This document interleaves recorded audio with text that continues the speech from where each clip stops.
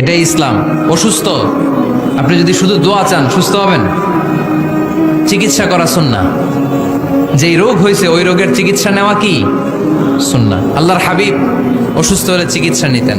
হাতে একবার বিচ্ছু কামড় দিল আল্লাহর হাবিবের আঙ্গুলে, তিনি রেগে গেলেন, ব্যথা পেলেন, আর বিচ্ছুরে বললেন, আরে বিচ্ছু, মানুষও চিনোস না, নবীও চিনোস না, কোথায় কামড় দিতে হবে এটাও জানোস না। কিন্তু কামড় যখন দিয়ে ফেলছে বিশ্বনবী ব্যথা পাচ্ছেন। বিশ্বনবী সূরা ইখলাস পড়ে ফাতিহা পড়ে ফু দিতে লাগলেন, আর আম্মাজান আয়েশাকে বললেন লবণের পানি গরম দিয়ে ঢালতে থাকো। আম্মাজান আয়েশা লবণের পানি আনলেন।